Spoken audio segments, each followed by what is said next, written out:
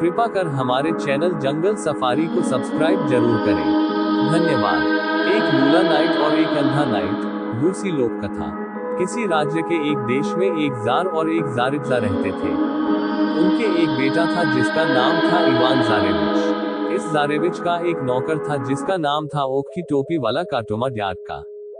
जब जार और जारित्जा की काफी उम्र हो गई और वे दोनों बीमार पड़ गए और उनको लगा कि अब वे कभी ठीक नहीं होंगे, तो उन्होंने अपने बेटे इवान जारेविच को बुलाया और उससे कहा, बेटा अगर हम मर जाते हैं तो हमारे मरने के बाद तुम हमेशा ही काटोमा की सलाह लेना। उसकी सलाह से तुम्हारा भला होगा, तुम खुश रहोगे, और अगर तुम ऐसा नहीं करोगे तो तुम मक्खी की तरह से मारे जाओगे। अगले दिन ही जार और जारित्जा इस दुनिया से चल बसे।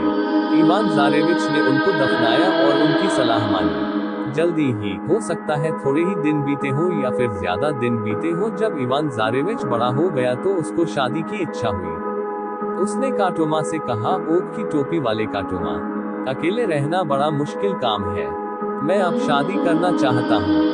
काटोमा बोला, जारेविच, जिस उम्र में अभी तुम हो उसमें तुमको एक दुल्हन ढूंढनी ही चाहिए। तुम बड़े वाले कमरे में जाओ जहां तुम्हें सारी कोरोलेवनी और जारेवनी की तस्वीरें मिल जाएंगी। उनको ध्यान से देखना, उनमें से जो तुम्हें पसंद आए वह मुझे बताना, उसी से तुम्हारी शादी हो जाएगी। इवान जारेविच उस बड़े कमरे में चला गया। वहां जाकर उसने सारी तस्वीरें देखी तो उनमें से उसको सुंदर अन्ना की तस्वीर पसंद आई। वह इतनी सुंदर थी कि वह दुनिया की सब राजकुमारियों से भी ज्यादा सुंदर थी। पर उसकी तस्वीर के नीचे लिखा था, वह जो उसके लिए कोई ऐसी पहेली लेकर आएगा जिसको वह हल नहीं कर पाएगी, वह उसी से शादी करेगी, और जिसकी पहेली का उसने हल बता दिया तो वह मारा जाएगा। इवान जारेविच ने ये पढ़ा और इसको पढ़कर वह दुखी हो गया। वह काटोमा के पास गया और उससे कहा, मैं बड़े कमरे में गया था, वहां मुझे सुंदर अन्ना पसंद आई, पर मुझे मालूम नहीं कि मैं उससे शादी कर पाऊंगा या नहीं। काटोमा बोला, हाँ जारेविच, ये काम तो तुम्हारे लिए थोड़ा मुश्किल है। अगर तुम्हें वहां खुद अकेले ही जाना है तो तुम उससे नहीं जीत पाओगे। तुम मुझे अपने साथ ले चलो और फिर जैसा मैं कहूँ तुम वैसा ही करना, सब ठीक हो जाएगा। सो इवान जारेविच ने काटोमा से अपने साथ चलने की विनती की और उसको वचन दिया कि वह उसकी हंसी खुशी सब में उसका कहना मानेगा। सो दोनों उस सुंदर अन्ना जारेवना की खोज में चल दिए। वे 1 साल तक चले, फिर दूसरे साल चले आई, फिर तीसरे साल भी चले। वे बहुत सारे देशों में घूमे। इवान जारेविच बोला, हम लोग इतने दिनों से घूम रहे हैं, इतनी सारी जगह देख चुके हैं और अब आखिर में सुंदर अन्ना के राज्य में भी पहुंच रहे हैं, पर हमने अभी तक उसके लिए कोई पहेली नहीं सोची। काटोमा बोला, अभी समय है। सो वे दोनों चलते रहे कि रास्ते में काटोमा को सड़क पर पड़ा हुआ एक बटुआ दिखाई दिया। उसने इवान जारेविच से कहा, यहाँ है तुम्हारी जारेवना के लिए पहेली, तुम उससे ये पहेली पूछना। अच्छी चीज सड़क पर पड़ी हुई है, हमने उस अच्छी चीज को अच्छे के साथ ले लिया और अपने अच्छे के लिए इस्तेमाल किया। ये पहेली वो जिंदगी भर हल नहीं कर पाएगी, क्योंकि अब तक की हर पहेली उसने अपनी जादू की किताब में देखकर हल की है और उसने लोगों के सिर कटवा दिए हैं। आखिर इवान जारेविच और काटोमा अन्ना के बड़े से महल में आए। उस समय जारेवना अपने छज्जे पर खड़ी हुई थी। उसने अपने नौकरों को उनसे मिलने और पूछने के लिए भेजा कि वे कहां से आए हैं और क्या चाहते हैं। इवान जारेविच बोला, मैं अपने बहुत दूर राज्य से सुंदर अन्ना से शादी करने की इच्छा से आया हूँ। उसके नौकरों ने जाकर उसको ये बात बताई तो उसने उनसे कहा कि वे जारेविच को अंदर ले आए।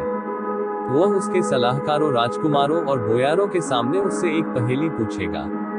उसने इवान जारेविच से कहा, क्योंकि मैंने ये कसम खाई है कि मैं केवल उसी से शादी करूंगी जिस किसी की पहेली मैं नहीं सुलझा पाऊंगी, पर अगर मैंने उसका हल बता दिया तो उसको मरना होगा।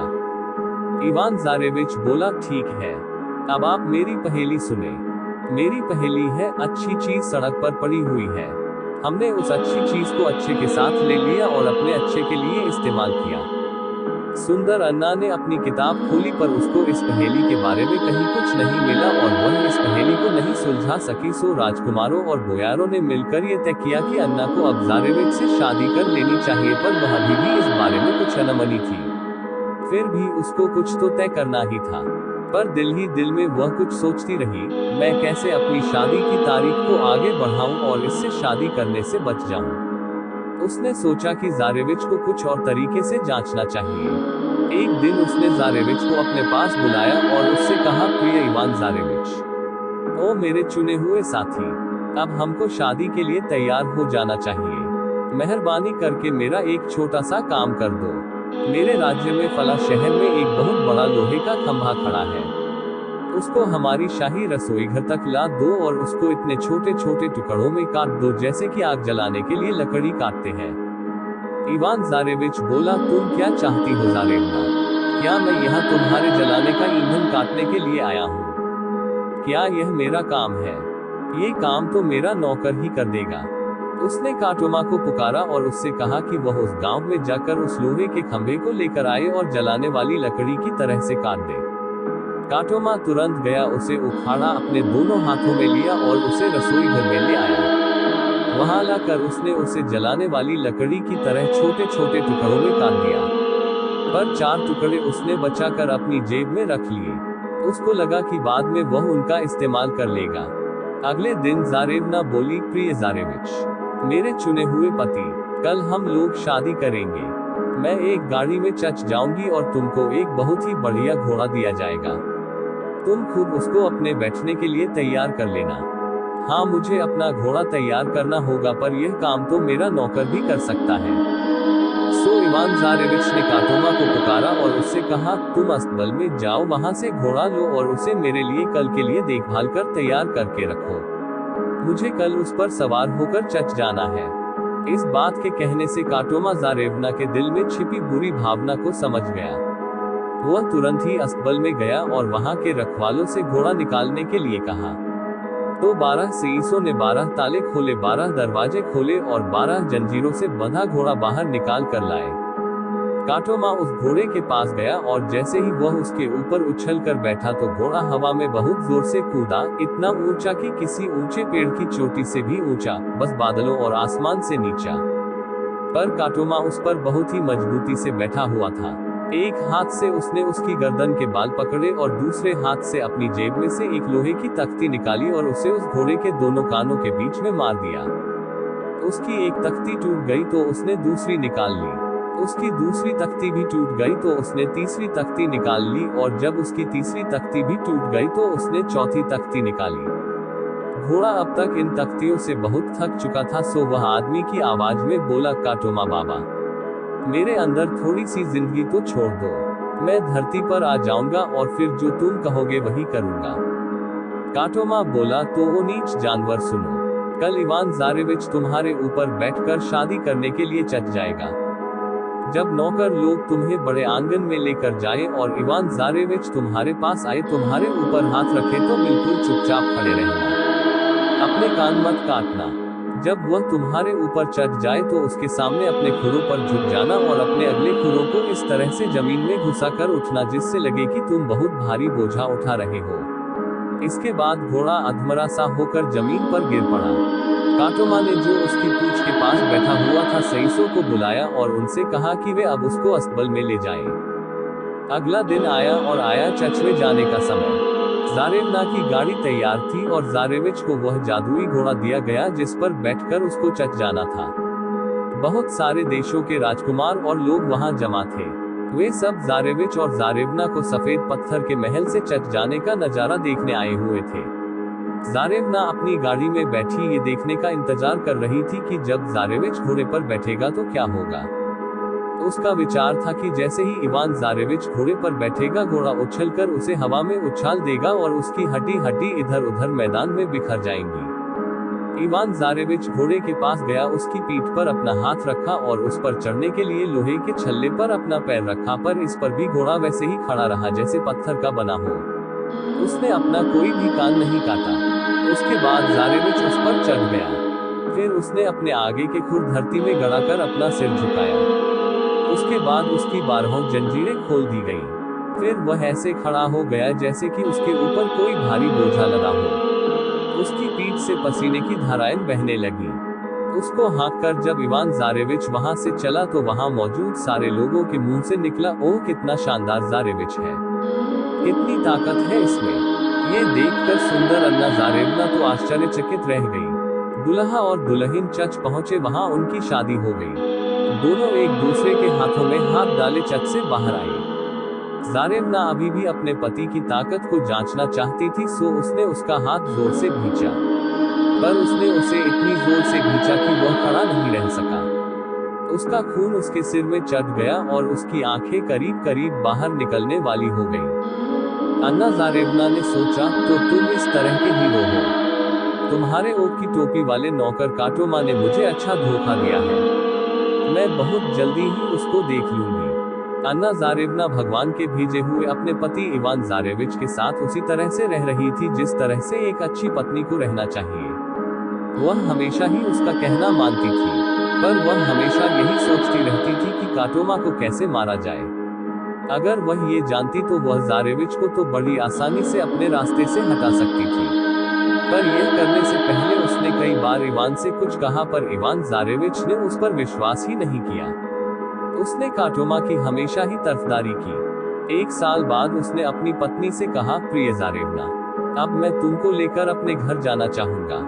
जारेवना ने कहा, जरूर, हम दोनों एक साथ चलेंगे। मुझे भी तुम्हारा राज्य देखने की बहुत इच्छा है। सो दोनों इवान के राज्य चल दिए। काटोमा कोचवान के पीछे बैठा।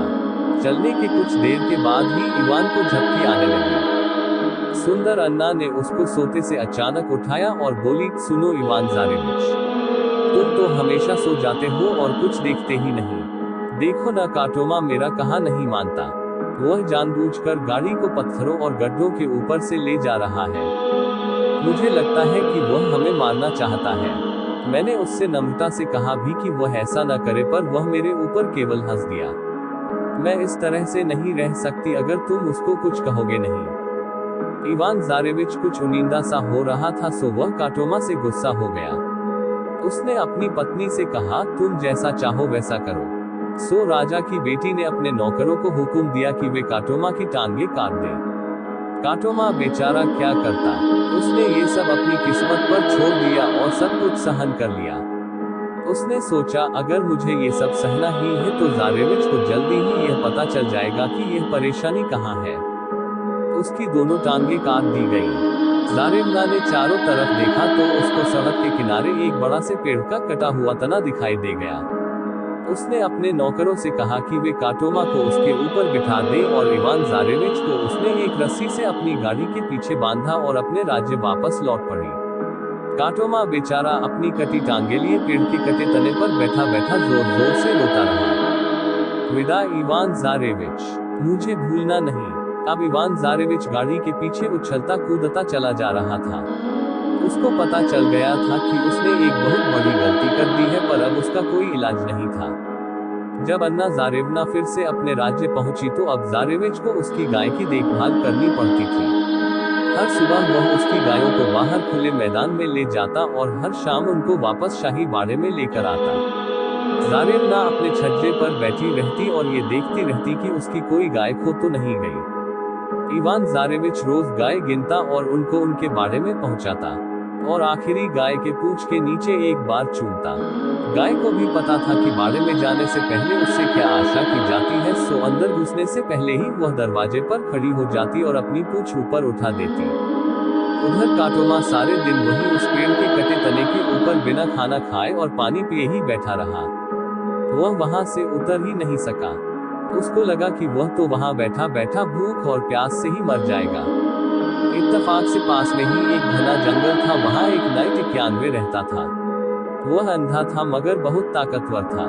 वह अपने घर से एक तरह की खुशबू फैलाता था जिससे जंगली जानवर उधर आ जाते थे और वह उनके पीछे भागकर उनको मार लिया करता था। उसको इस बात की कोई परवाह नहीं थी कि वह कोई खरगोश था या लोमड़ा था या फिर कोई भालू था। उसको पकड़कर वह उसको अपने खाने के लिए भून लेता था। वह किसी भी जानवर से इतनी तेज भाग सकता था जितना कि वह कूद मारता था। एक दिन एक लोमड़ा उधर आया। नाइट को सुनाई दिया और वह उसके पीछे पीछे भागा। वह लोमड़ा भागते भागते उधर ही आ निकला जिधर काटोमा बैठा हुआ था। उधर आकर वह घूमा और वापस जाने लगा। वह अंधा नाइट भी उसके पीछे पीछे भागता हुआ वहां तक आ पहुंचा और वह भी घूमा तो उसका सिर उस पेड़ के कटे हुए तने से टकरा गया जिस पर काटोमा बैठा था। वह इतनी जोर से टकराया कि पेड़ का तना जड़ से उखड़ गया। काटोमा नीचे गिर गया और पूछा, तुम कौन हो? वह अंधा आदमी बोला, मैं अंधा नाइट हूँ। मैं यहाँ इस जंगल में 3 साल से रह रहा हूँ और जंगली जानवरों को खाकर गुजारा करता हूँ। मैं जानवर पकड़ सकता हूँ और उसको अपने आप से आग पर भूनकर खा सकता हूँ, नहीं तो मैं भूख से मर जाता। क्या तुम जन्म से अंधे हो?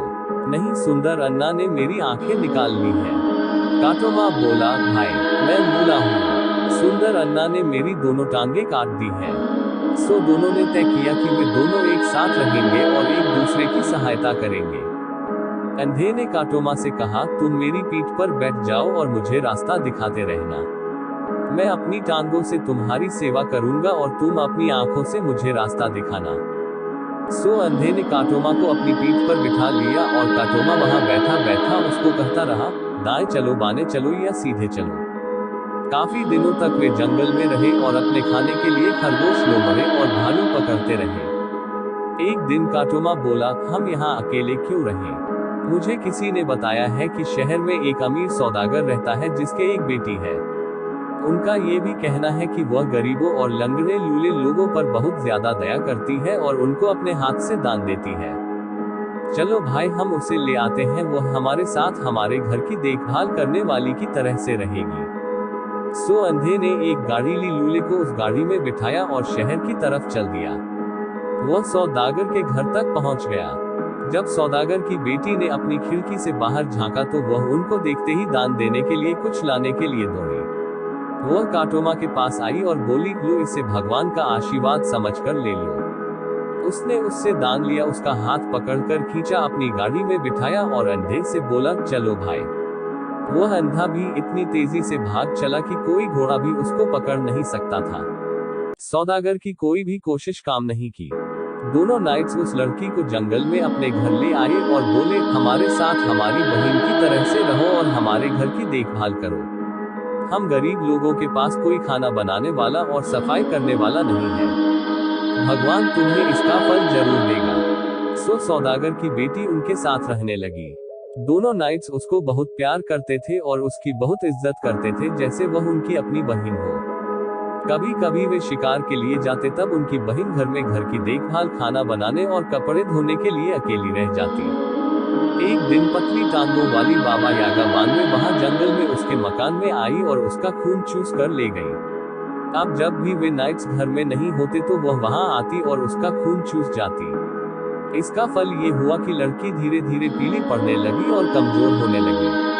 अब अंधा आदमी तो अंधा था, वह तो देख नहीं सकता था, पर काटोमा को लगा कि कहीं कुछ गड़बड़ है। सो उसने अपने साथी से कहा और दोनों ने अपनी बहन से पूछा कि क्या बात थी। उधर बाबा यागा ने उसको ये बात किसी को बताने से मना कर रखा था, तो कई दिनों तक तो वह बहुत डरी डरी रही।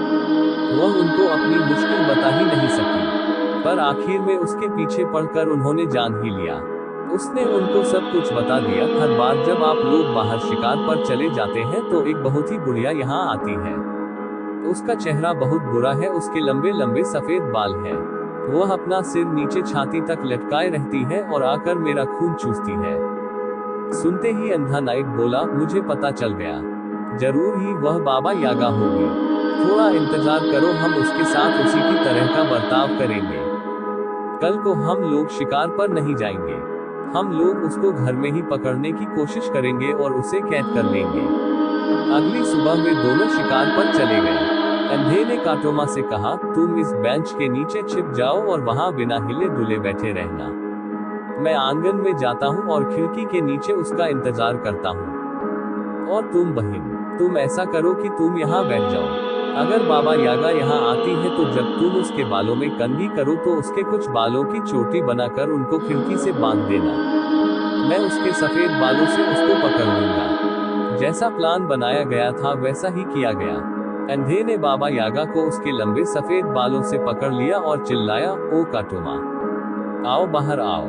इस नीच बुढ़िया को पकड़ कर रखो जब तक मैं मकान में आकर इसे पकड़ता हूँ। बाबा यागा ने जब ये सुना तो उसने अपना सिर उठाकर भाग जाने की कोशिश की, पर वह ऐसा कर न सकी। वह बहुत इधर उधर हुई, बहुत चिल्लाई, पर उससे कोई फायदा नहीं हुआ। काटोमा अपनी बेंच से बाहर निकल आया और उसके ऊपर आकर गिर पड़ा जैसे उस पर कोई लोहे का पहाड़ गिर गया हो। उसने उसका गला घोट दिया जब तक कि उसको चांद तारे नजर नहीं आने लगे। अंधा मकान से बाहर आ गया और बोला, चलो अब हम लकड़ी का एक बहुत बड़ा ढेर बनाते हैं और बाबा यागा को उसमें जलाकर उसकी राख चारों तरफ उड़ा देते हैं। बाबा यागा उनसे विनती करने लगी, अरे मेरे बाप लोगों, मुझे माफ कर दो, तुम लोग जो कहोगे मैं वही करूंगी। ठीक है ओ पुरानी बुढ़िया, पहले तो हमें तू जिंदगी और मौत के पानी का कुआं दिखा। अगर तुम मुझे मारोगे नहीं तो मैं तुम्हें वह दिखा दूंगी। तब काटोमा अंधे की पीठ पर चढ़ गया और बाबा यागा को उसके बालों से पकड़ लिया। फिर वे जंगल के बहुत गहरे हिस्से में पहुंच गए।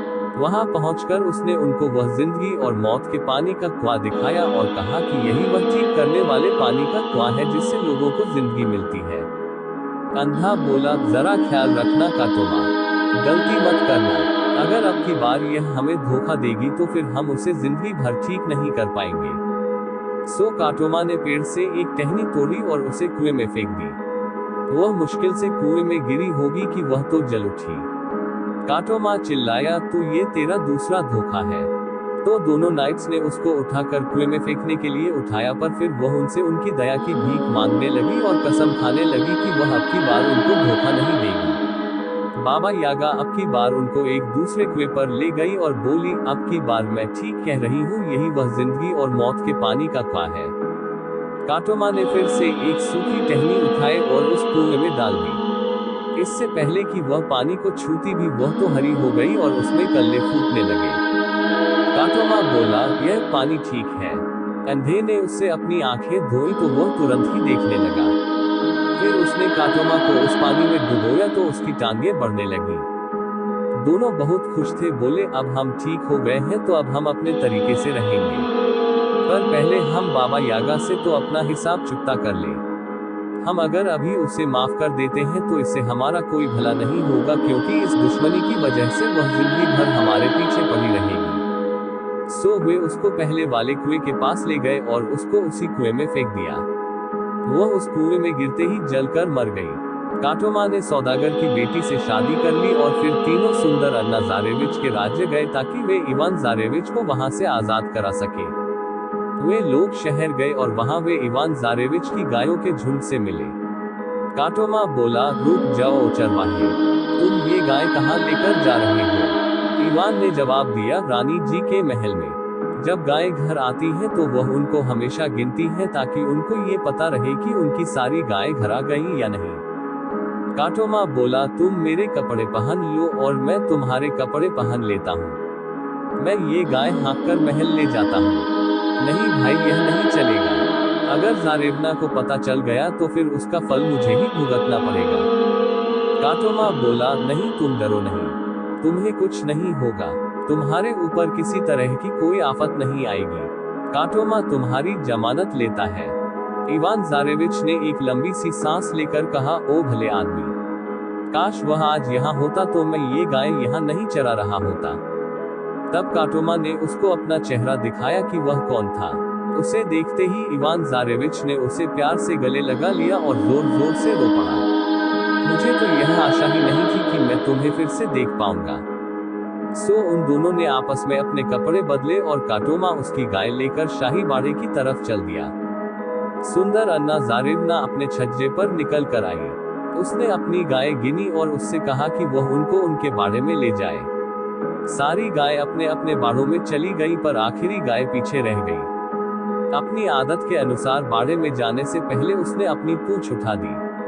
काटोमा उसके ऊपर कूद पड़ा और बोला, ओ नीच जानवर, तू यहाँ रुकी क्यों?